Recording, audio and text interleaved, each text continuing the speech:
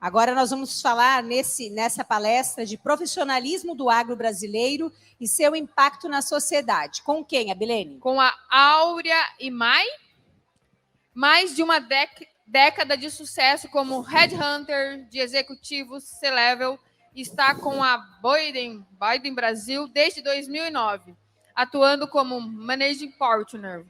É membro-chave da prática de saúde e ciências da vida da empresa e tem forte histórico de satisfação de clientes e negócios repetidos com grandes empresas internacionais.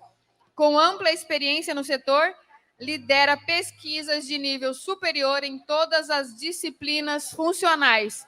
Com vocês, Áurea Imai. Uma salva de palmas!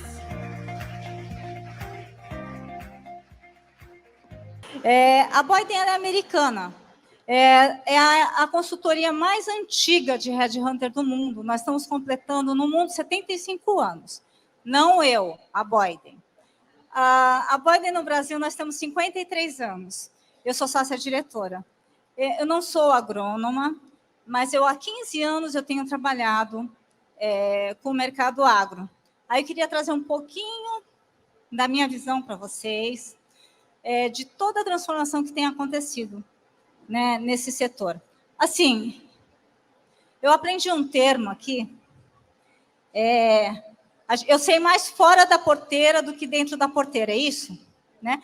Então, eu trabalho muito com indústrias, com algumas revendas, commodities, tradings.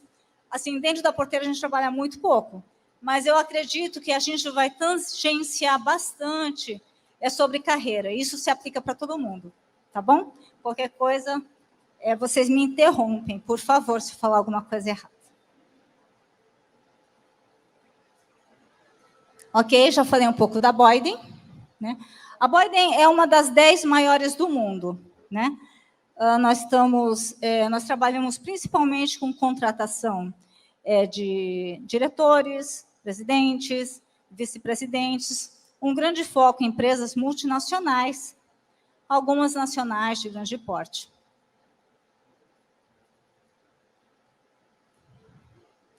Então, eu queria falar um pouco sobre a profissionalização do agro de uma forma bem ampla. Então, só para alinhamento, eu queria dar uma definição.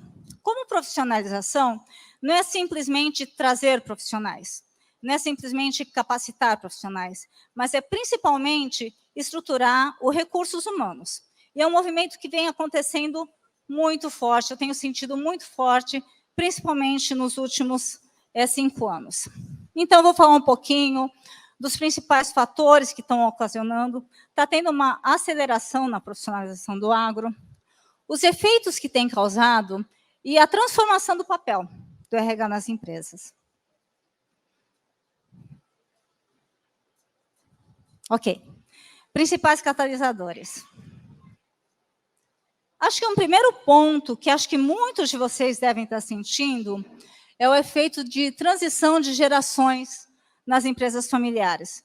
Esse movimento tem acontecido de forma mais rápida nos últimos anos, né? Muitas empresas familiares que viviam muito do tradição do nome, que vinham se sustentando naquele mesmo modelo de negócio, estão passando o bastão para as novas gerações, ou estão profissionalizando, trazendo profissionais externos. Isso tem impactado bastante o mercado. O que a gente vê, o que eu vejo? Né? Eu vejo uma preocupação maior dos produtores rurais, dos proprietários, de dar uma educação melhor.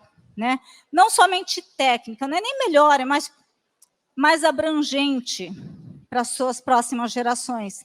Então, a gente vê muito executivo, não somente fazendo uma capacitação técnica, que isso era fundamental, mas principalmente aprendendo sobre gestão. O pessoal está indo para fora para aprender inglês, o pessoal está fazendo MBA, né? Gestão de negócio. Então, temos visto esse movimento, um pessoal realmente, dentro da porteira e fora da porteira, muito mais capacitado. Né? Então, esse é um primeiro fator. Só que, às vezes, não dá tempo.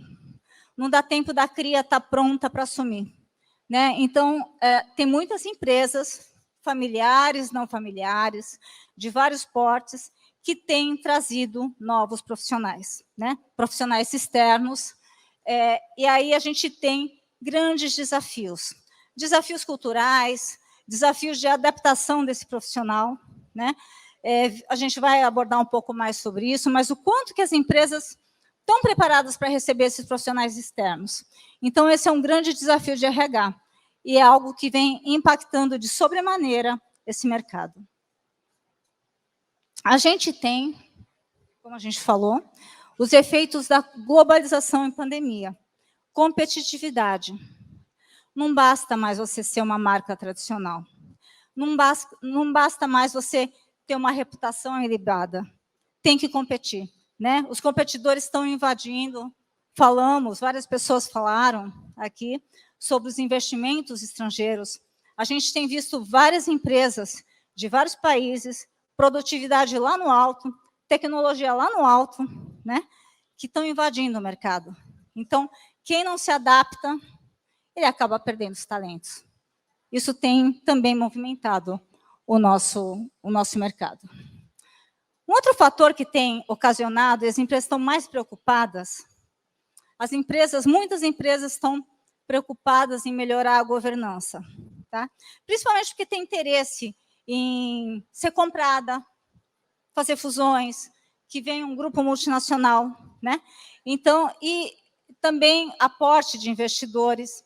Eu não conheço muito, não conheço nada, para falar a verdade, mas a gente sabe de alguns novos investimentos, tipo green bonds, que você precisa melhorar a governança para ser elegível, né? Então, isso também tem assim aumentado a fome de todas as empresas, de várias culturas nacionais e multinacionais, para trazer novos talentos para dentro de casa ou desenvolver os que têm.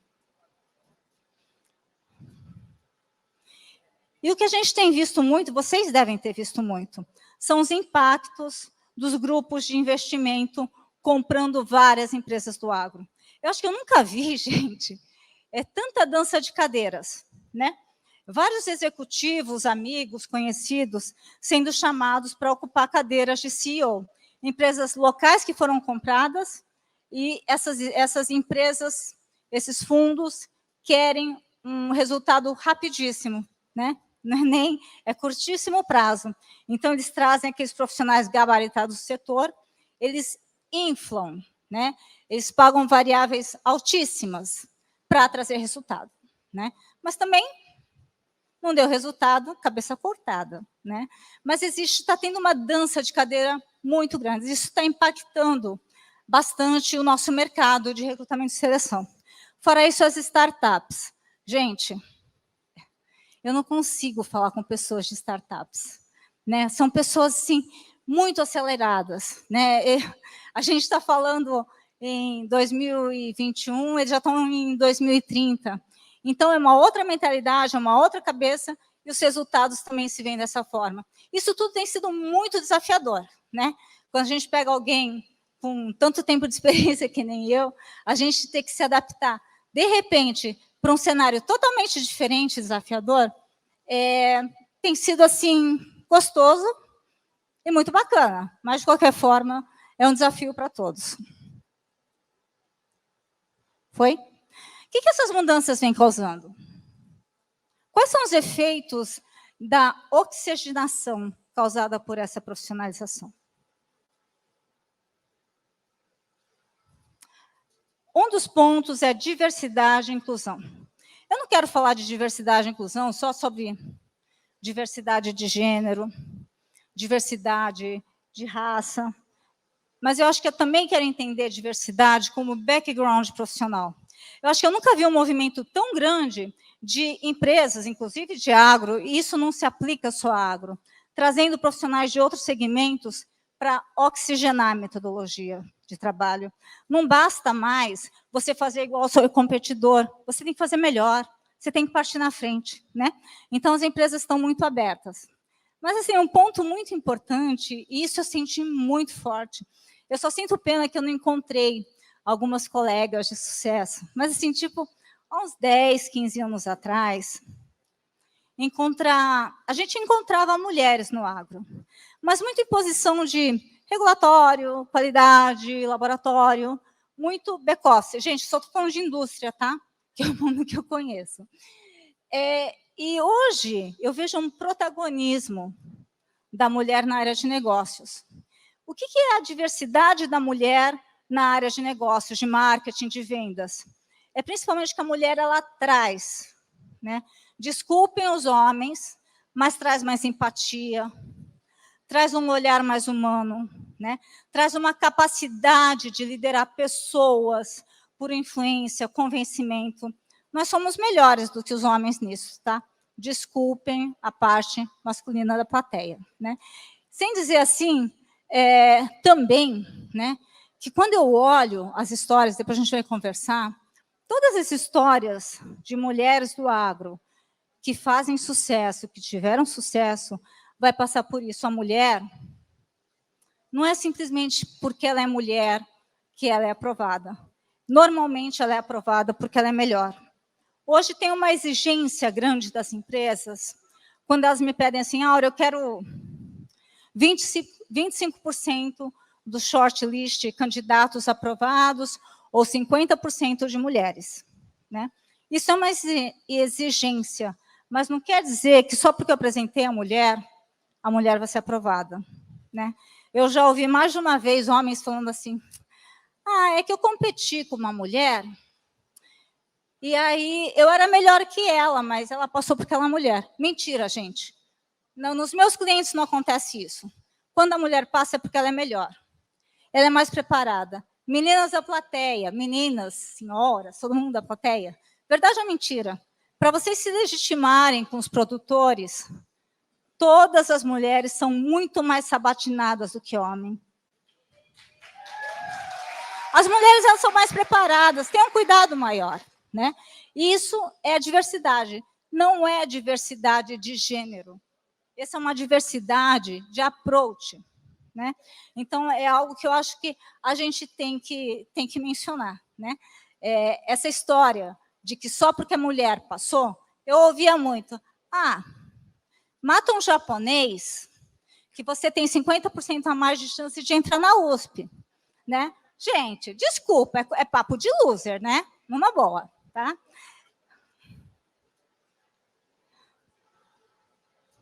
Estou brigando aqui, tá? Espera aí. Aqui? Então, aqui? Aqui, tá.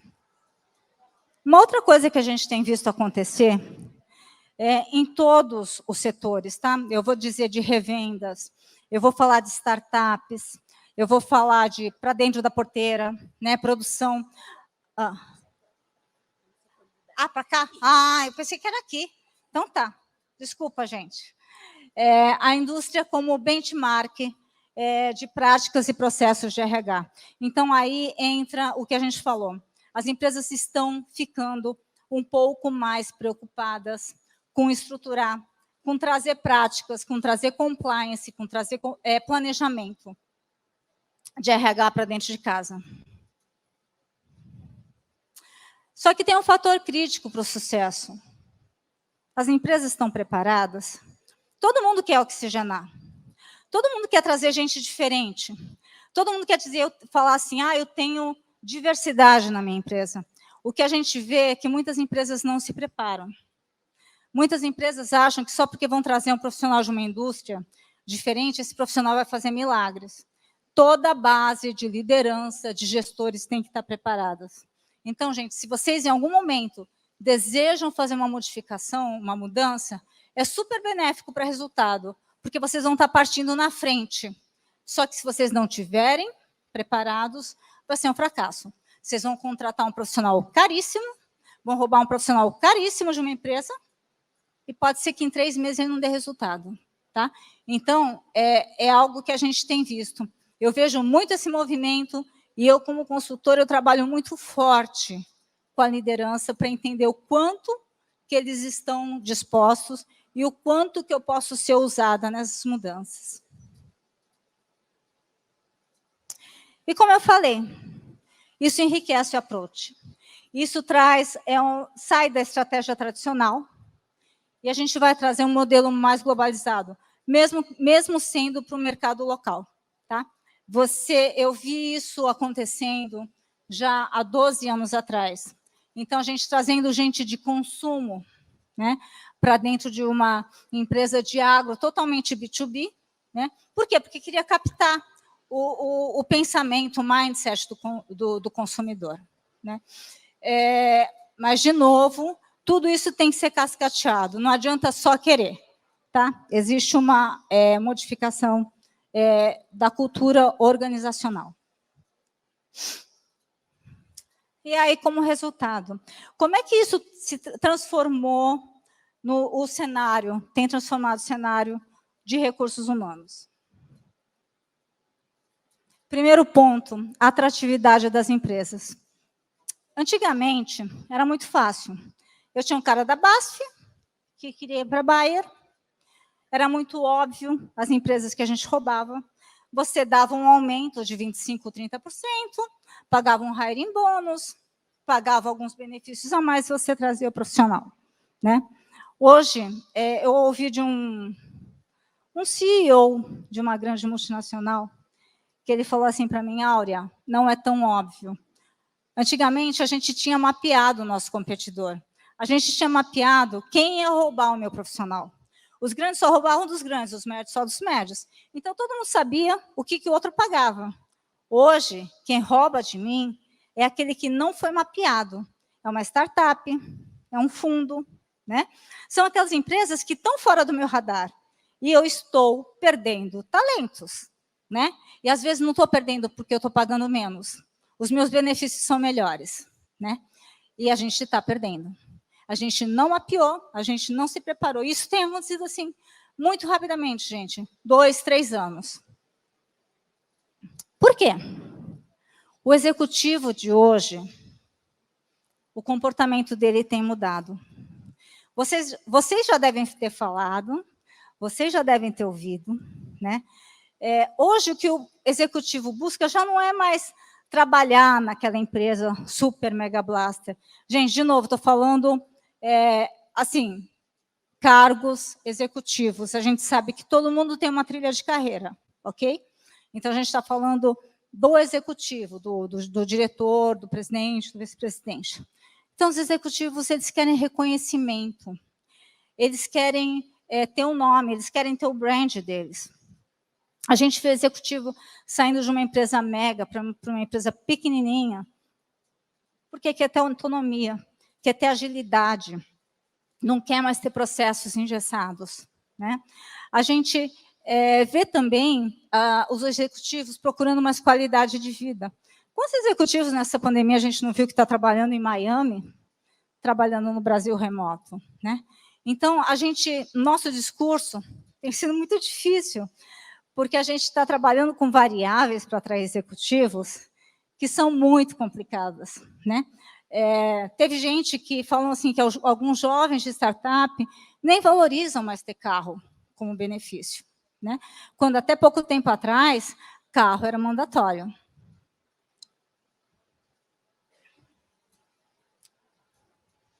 Desculpa, gente, coisas da idade. E os candidatos, os profissionais têm olhado muito outras coisas. Não é só o nome da empresa.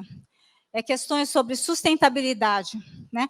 A gente falou muito sobre sustentabilidade, ESG, a preocupação ambiental. Eles querem saber o valor que a empresa tem no mercado, não o valor de dinheiro, mas como ela é vista, qual é a reputação, quais são os valores da empresa. Tem muito jovem ou muito grande executivo que não vai por propostas assim, fantásticas, porque viram, eu ouvi que o ambiente é hostil. Tá? Então, está tendo essa mudança de comportamento. Isso tem acelerado, por isso que está tendo tanta dança de cadeiras, tanta gente saindo daquele lugar de conforto, onde os nossos pais, avós iam falar, cara, você tem que se aposentar nessa empresa. Eles saem, tá? A motivação é outra. E aí, competências, né? O que era? Aí eu vou falar de agro. O que era valorizado, o que ainda é valorizado, e quais são as novas competências? Eu vejo isso muito claramente. Né? A parte técnica, é imprescindível. Só que antigamente era a única coisa importante. Você ser agrônomo, né? Você ser bem formado, você ter trabalhado em alguma coisa, era importante. E aí eu falo assim, bom, qual que é o valor de uma áurea? Nenhum, porque você olha no currículo, você vê tudo isso, né? O que vem sendo valorizado hoje, mais do que nunca, são as competências. Mais do que nunca, eu acho que, assim, eu entendo porque tem tantas mulheres entrando na área de negócios. O protagonismo dessas mulheres. Hoje a gente vê aqui na região, tem uma amiga que é presidente de uma grande multinacional do Paraguai. A pessoa que é presidente da Bayer do Brasil foi minha candidata, né? Tem uma outra que a gente conhece na região andina, que também é CEO, né? E aí eu vou perguntar para vocês, o que fez essas mulheres serem diferentes?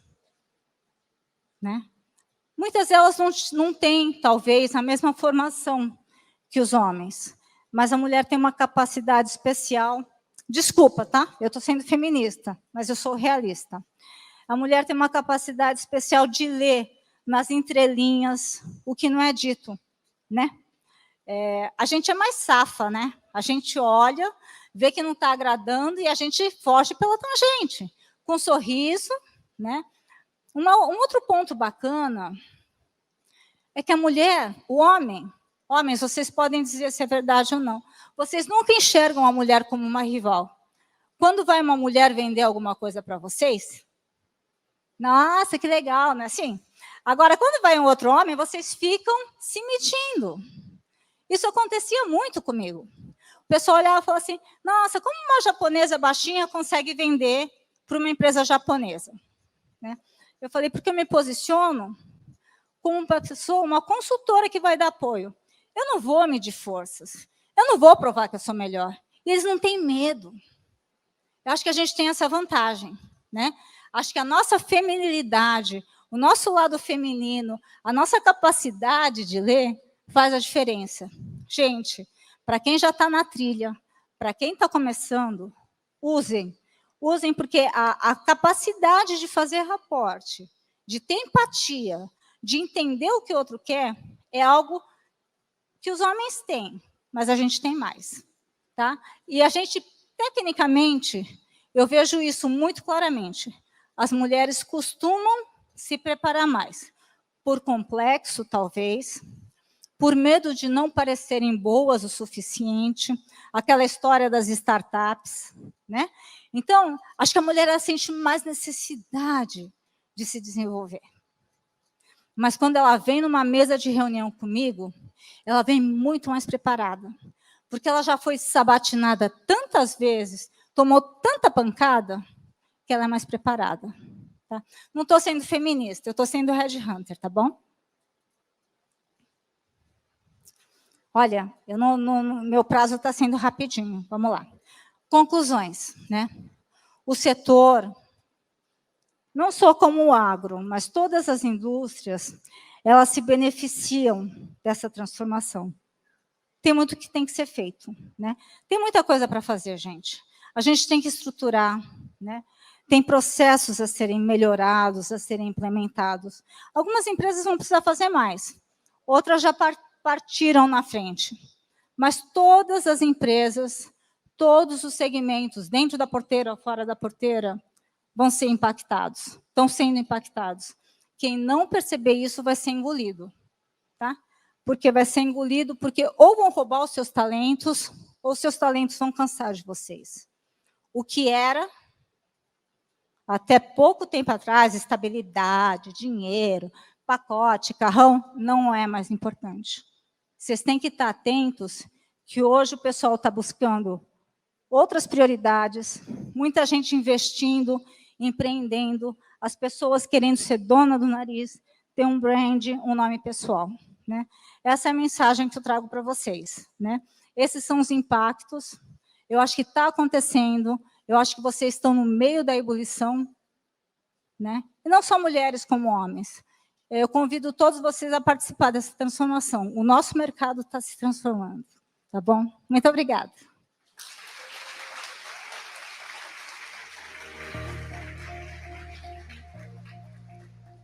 Agora eu não sei mais.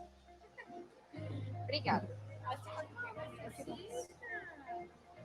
Muito obrigada. Áurea e Mai, obrigada pela palestra que nos deu agora. Aguarda um minuto, né? Que ainda no palco, para a gente começar, iniciar o nosso painel agora. Com quem, Abilene? Vamos chamar primeiro aqui a Laís Amaral.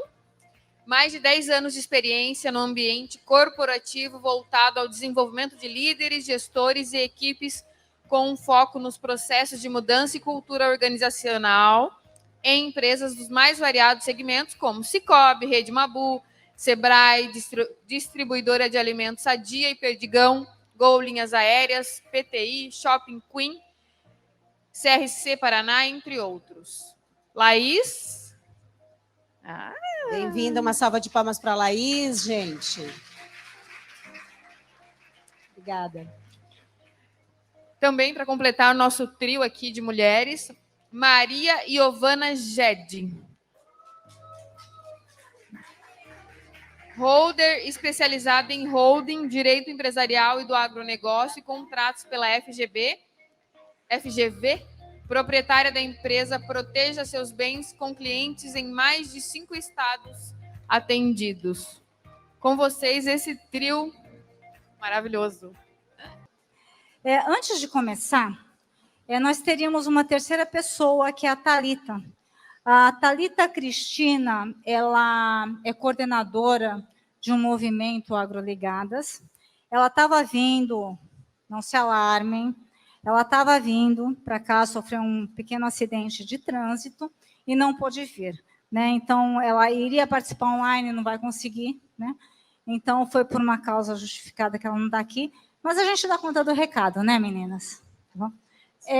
Antes de mais nada, então, já tivemos a apresentação, eu convido a Laís e a Maria Giovana, eu aprendi, tá? Giovana, né, a falar um pouquinho do que elas fazem. Eu, principalmente, eu sou headhunter. Quando a Giovana me falou que era uma holder, eu também não sabia o que era. Então, elas vão falar um pouquinho do que elas fazem, para a gente entender e entrar um pouquinho mais no assunto, tá bom? Fique à vontade. Muito bom, boa tarde. Espero que todos estejam bem, que alegria estar aqui. Obrigada mais uma vez a todo o Grupo Fienile pelo convite. Estou realmente muito contente de estar aqui com vocês. Eu trabalho muito na área de gestão de pessoas, com cultura organizacional, com desenvolvimento de equipes. Essa é a minha principal função hoje, né? Minha principal atividade, buscando mesmo maneiras da gente ser ainda mais competitiva através das pessoas, né? Através daquilo que a gente pode conduzir, através dos nossos times e das nossas equipes. Hoje é a minha principal atividade. Legal. Oi, pessoal, boa tarde, tudo bem? Eu sou Giovana Ged e o meu trabalho é na área de holding. É uma palavra um pouquinho difícil, nem todo mundo sabe o que é, como é que funciona, mas, resumindo, eu ajudo produtores rurais e empresários a pagarem menos impostos e proteger os bens. Basicamente, a gente faz a criação de empresas, faz o planejamento tributário, planejamento societário, que é para que, no final das contas, o produtor rural consiga ter uma segurança maior na propriedade rural, também não passe pelo inventário, e a gente faz toda essa parte de planejamento patrimonial. Obrigada. Contem para mim, né? Eu queria conhecer um pouco de vocês. Eu acho que isso é muito pertinente, né? Porque é uma constante nas entrevistas que eu faço, né? Como é que foi o processo de legitimação de vocês em um mundo tão masculino como o agro, né? Como é que foi conquistar a cliente, conquistar a confiança? Qual foi a chave que virou a confiança do seu cliente, né, para que eles comprassem vocês? Porque é um processo de venda. Perfeito. E é mesmo, é muitíssimo masculinizado, né? Eu falo que ainda adolescente eu aprendi a trabalhar no agronegócio, né? Foi isso que me aconteceu. Eu vinha de uma jornada já atuando no ambiente corporativo, mas eu não tinha assim uma baita de uma experiência para estar à frente de equipes, né, atuando como gestora, muito embora era esse o desafio naquele momento. Né? Tinha uma pessoa ali que olhava para a minha atividade e falou, poxa, eu acho que você pode fazer a diferença lá na empresa, você, né, de repente um salário legal, você vai vir trabalhar conosco. E até então foi uma super de uma proposta, eu falei, excelente, né? Tudo que uma adolescente quer, entrar para o ambiente corporativo já atuando na área de gestão, mas acontece que naquele momento eu tinha uma equipe de vendas formada por vários agrônomos, muitos com idade para serem meu pai, meu avô, e era de fato muito difícil assim colocar para eles o como a gente precisava olhar para as estratégias do negócio para ter resultados melhores, né? Aliás, eles poderiam pensar, né, quem é essa menina para poder dizer para a gente como é que as coisas podem ser feitas aqui. E eu me lembro bem que o meu diretor ele falava muito assim, olha, Laís, se você não se impor, se não for no grito, a coisa não vai acontecer. Você não vai conseguir colocar para eles não vão te respeitar, né? Acho que era uma coisa muito assim, eles não vão te respeitar, eles não vão te ouvir. E aquilo soou estranho para mim, porque quem me conhece mais de perto, eu gosto assim de um ambiente mais aconchegante, né? Da gente poder tratar com um pouco mais de humanização as coisas, e isso me incomodou muito.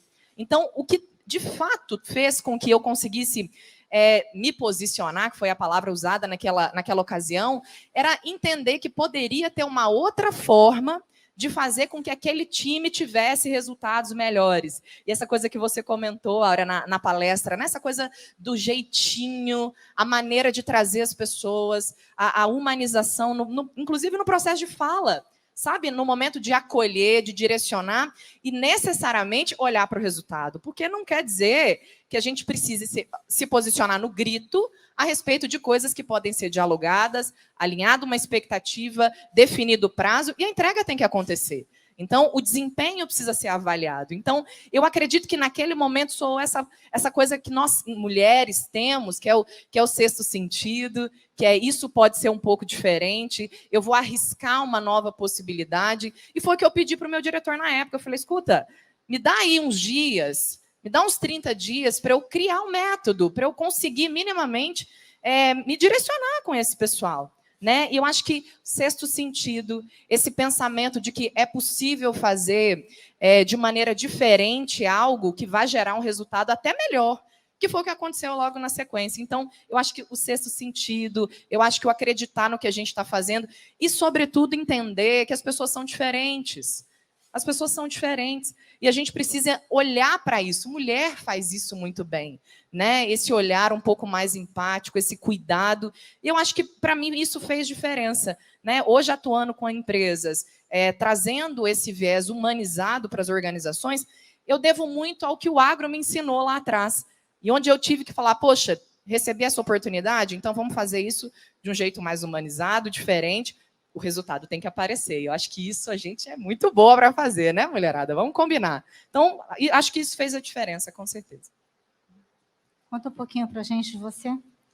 Bom, para mim, o que sempre foi muito importante é autorresponsabilidade. Eu lembro quando eu escutei essa palavra a primeira vez, eu achei muito legal. Basicamente assim, tudo que acontece na sua vida é culpa sua, é responsabilidade sua. Se você está gerando resultado, se você está crescendo, se você está ganhando mais, a culpa é sua. Se você não está, a culpa é sua também.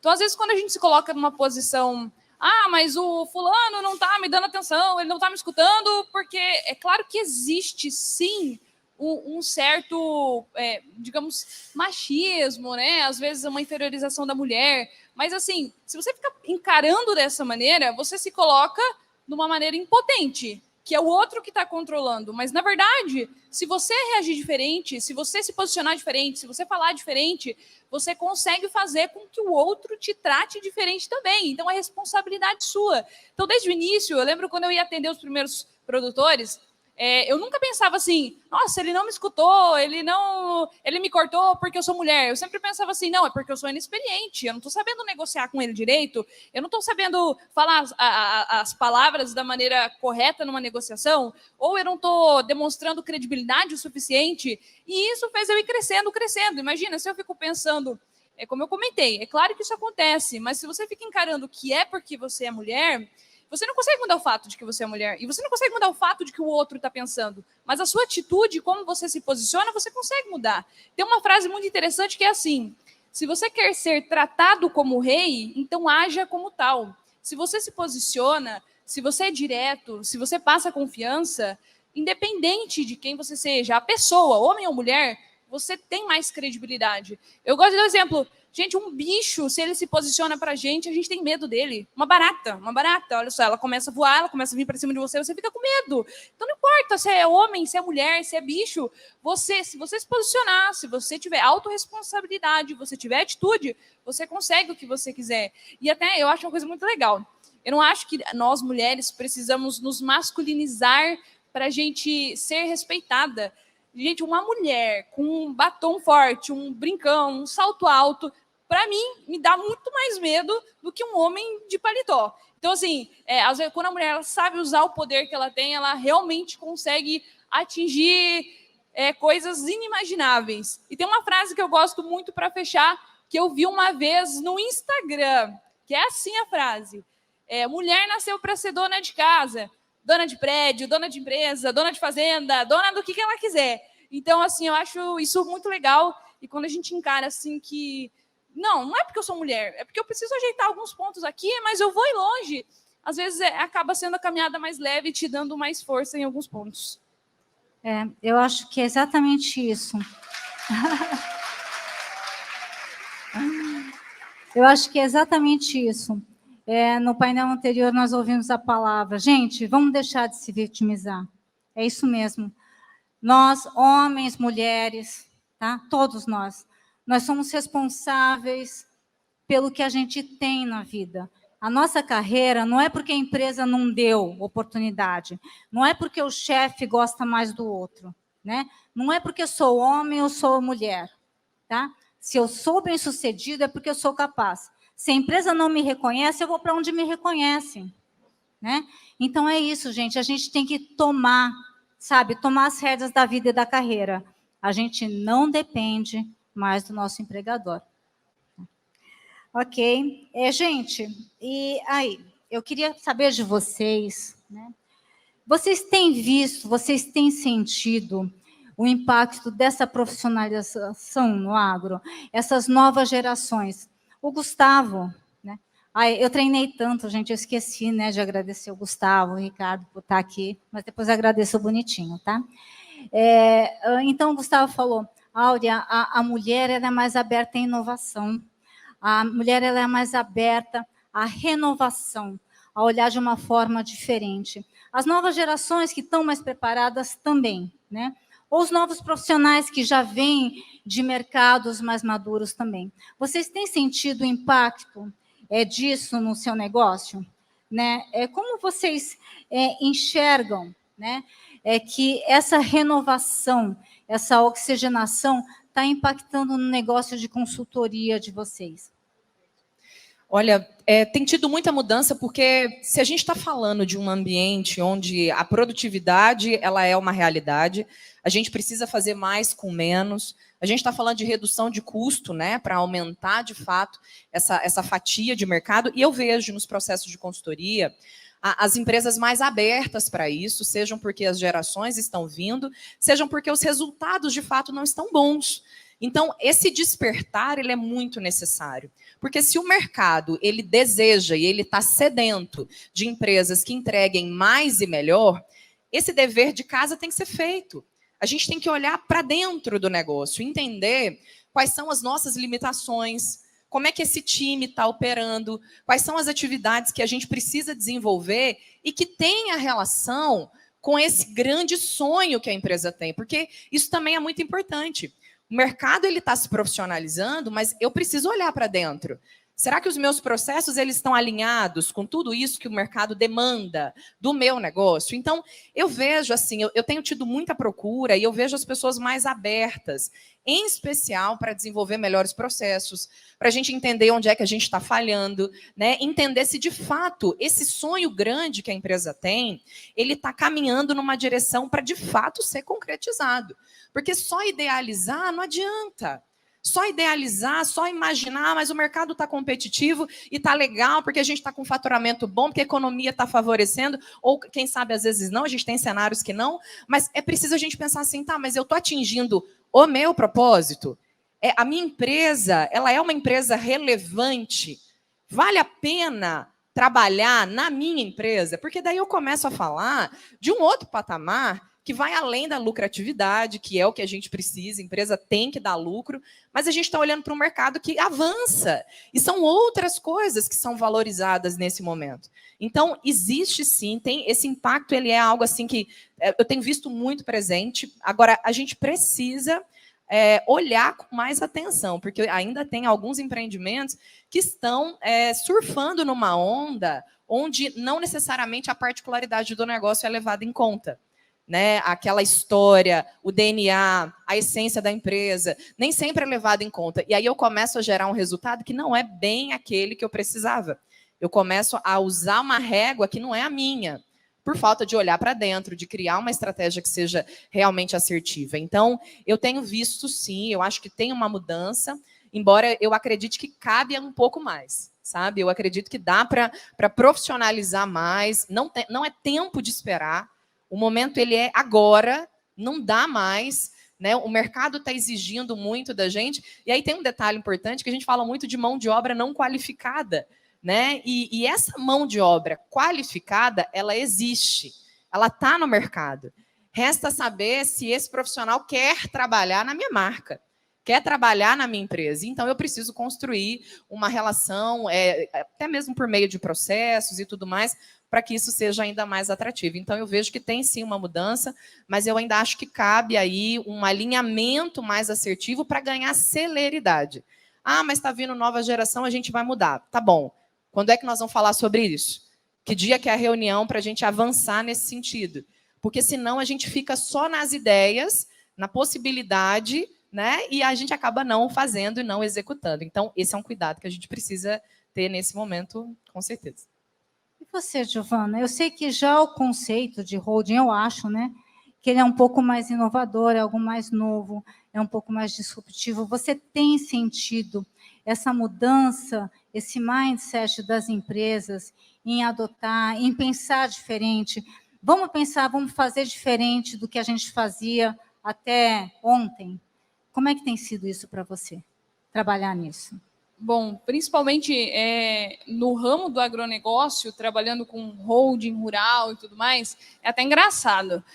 A maioria das pessoas que me procuram são filhos dos produtores. Eles falam assim, olha, adorei a consulta, muito legal tudo que você falou, agora eu tenho que convencer o meu pai. Às vezes chega na consulta, pai e filho, chega a família toda. E assim, algo que eu penso, né? Quando a gente fala do produtor rural em si, é claro que existem grandes produtores que já têm aquela cabeça um pouquinho mais moderna para os procedimentos, mas quando a gente fala, até aqui foi comentado, né, a maior parte da produção de alimentos no Brasil vem da agricultura familiar. Então, qual que é o estilo desse agricultor? Geralmente, ele é muito resistente a mudanças, né? Todo mundo fala no agro, muito resistente à tecnologia e tudo mais. Mas, gente, o produtor, ele está acostumado com o ritmo da natureza, sabe? Ele planta, ele espera crescer. Às vezes ele veio daquela realidade que era o fogão a lenha, tem que esperar mais tempo. Então, assim, é aquele ritmo mais lento. E isso é muito apreciável, porque muitas vezes foi tão doído para ele ter aquela terra, aquele patrimônio, e ele vai ser mais resistente a uma mudança, porque aquilo é algo que advém até da própria atividade dele.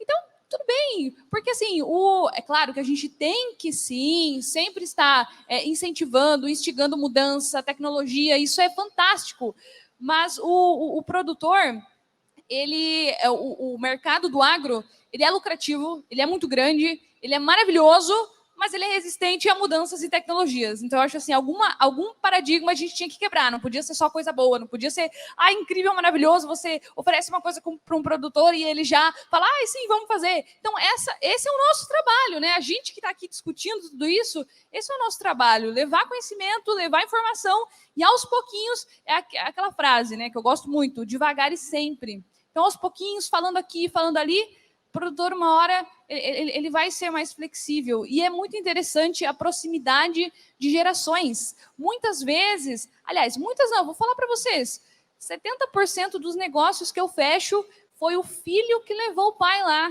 Então, assim, e geralmente é quando o pai confia no filho, quando o pai dá credibilidade para o filho. Então, essa questão de sucessão familiar é muito interessante, porque vai além de uma questão de negócios, vai de uma questão de relação de pais e filhos. Não, eu confio em você, eu vou dar um voto de confiança para você. É muito questão da família. E é essa nova geração que eu vejo que tem a cabeça mais aberta para trazer mais inovação.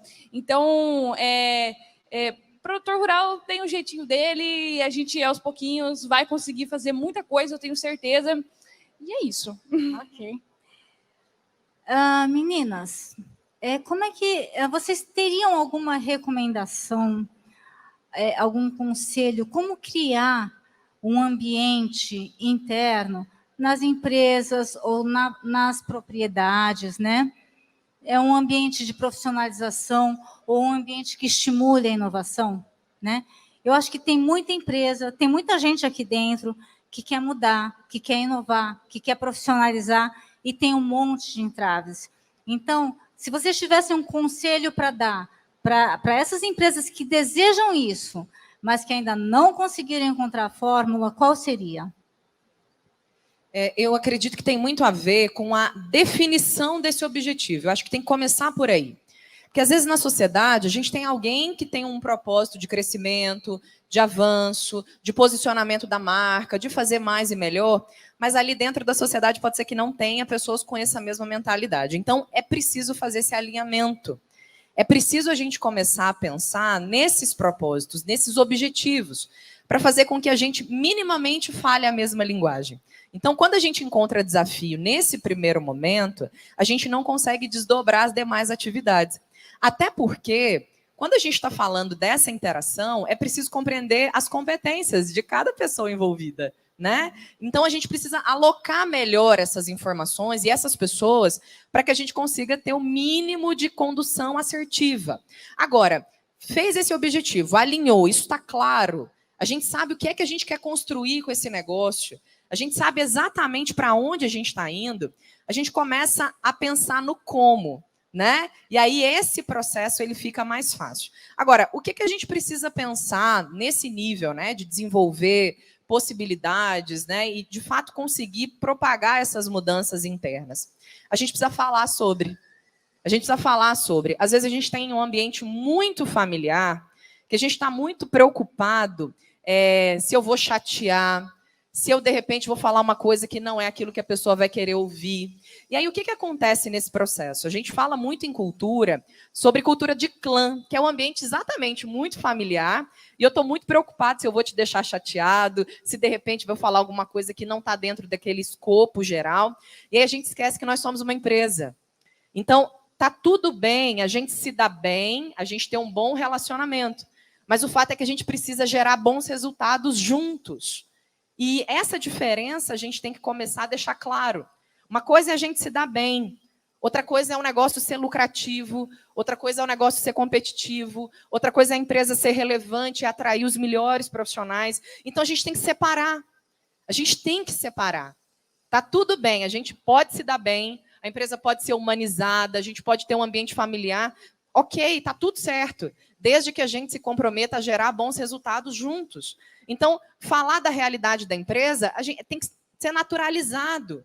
Ah, mas teve prejuízo, então vamos falar do prejuízo. Vamos falar daquilo que não deu certo. Vamos falar de onde a gente errou. E vamos falar para onde a gente está indo, o que a gente quer desse negócio. Eu atendo empresas que, às vezes, eu tenho um sócio de um lado dizendo que quer crescer, que quer avançar, e do outro lado eu tenho, já estou cansado, eu não quero mais. Então, se eu estou cansado e não quero mais, a gente também tem como organizar isso. Está tudo bem, não tem nada de errado. O que a gente não pode é continuar, como o Zeca Pagodinho já falava, né? Vai levando e vai perdendo competitividade, e vai perdendo mercado, e vai perdendo bons profissionais, e aí, em cima disso, fica mais difícil resgatar. Então, eu acredito que a grande sacada é essa. Vamos falar da realidade? Vamos falar desse propósito maior? Vamos ser transparente? É uma empresa. Sobretudo, é uma empresa que gera emprego, que gera renda, que faz a diferença na sociedade. Então, é preciso a gente desmistificar essa ideia, né? É preciso a gente olhar assim, pode ser um ambiente familiar? Pode, desde que o resultado esteja claro, desde que o objetivo esteja definido. Ah, mas eu não tenho mão de obra qualificada. Mas se eu tenho um processo impecável, pessoas comuns vão entregar resultados incríveis. Se eu entendo para onde o negócio está indo, se eu tenho clareza, se isso está definido. Então, eu acredito que o primeiro ponto é esse. Vamos definir isso, vamos falar disso. É negócios, e a gente pode se dar bem. Vamos gerar resultados juntos. Essa é a proposta.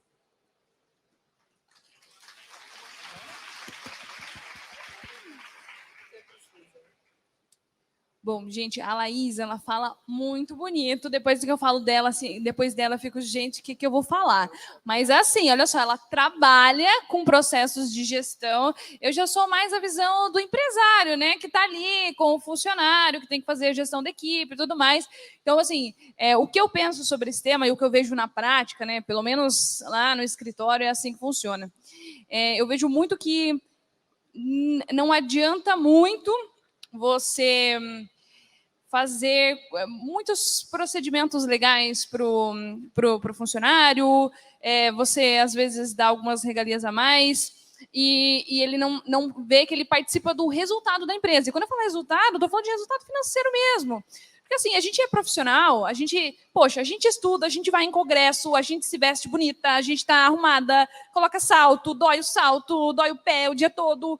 Se você não fosse bem recompensado por isso, você não faria esse esforço a mais. E eu vejo que, poxa, se você quer exigir mais do seu funcionário, você quer exigir mais da sua equipe, você quer que ela se profissionalize, e a gente vê, né, poxa, o pessoal lá em Sorriso mesmo, todo mundo fala, aqui falta mão de obra, e realmente falta mão de obra. Tá, como é que eu vou convencer esse povo a estudar, então? Como é que eu vou convencer eles a se profissionalizarem, a ir num curso, a começar a fazer melhores procedimentos aqui dentro da empresa? Eles precisam se sentir parte do resultado. Eles têm que ver que aquela profissionalização, a médio ou longo prazo, para ele vai dar um retorno muito grande. Por isso que eu sou muito fã de comissão. Eu acho que o funcionário que ele trabalha por comissão, ele faz o próprio ganho. Então, ele se esforça muito mais, porque ele faz o próprio resultado. Então, eu acho que isso é um estímulo muito grande. Às vezes, a gente fala muito de propósito de vida, de missão de vida e tudo mais. Mas como é que você vai falar isso para um funcionário que, muitas vezes, ele não consegue pagar as contas dele com o salário dele? Muitas vezes, está faltando alguma coisa. Então, assim, eu acho que dentro da possibilidade de você ter uma equipe que ela está empenhada para aquilo e que, se você der a oportunidade, ela vai valorizar, eu acho que isso é o que mais gera resultado que eu vejo. É claro, tem pessoas que você dá a oportunidade, que você dá tudo isso e elas não estão nem aí. Mas existem muitas pessoas extremamente qualificadas que, se você der uma boa oportunidade, se ela vê que, se ela fizer aquilo, ela vai ter uma recompensa e ela faz parte não só daquela profissionalização específica, mas do resultado do todo da empresa. Então, se a empresa ganha mais, eu também ganho mais, e aí sim ela começa a ter mais comprometimento com aquilo. Na minha visão, é o que gera mais resultado. Mas, é claro, aqui, a minha empresa é uma pequena e média empresa, eu não sou uma grande corporação. Isso não dá para você aplicar, por exemplo, se você tem uma grande indústria para todos os funcionários. Aí você realmente precisa de uma gestão mais aplicada. Então, assim, essa, no caso, é a minha visão, e é o que eu acredito, assim, que mais tem dado resultado. E para terminar, eu queria que vocês deixassem uma mensagem, uma última mensagem. O que vocês poderiam falar de carreira, né?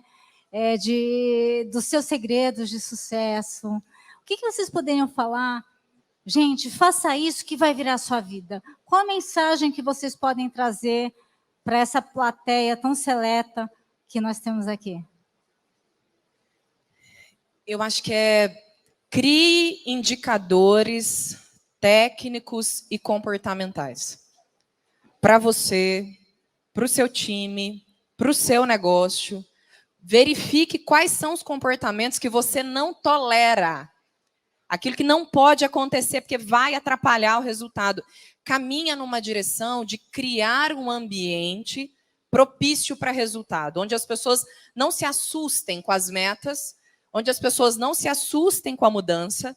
A gente precisa criar indicador comportamental. Agilidade é algo importante para o seu negócio? Começa a cobrar isso.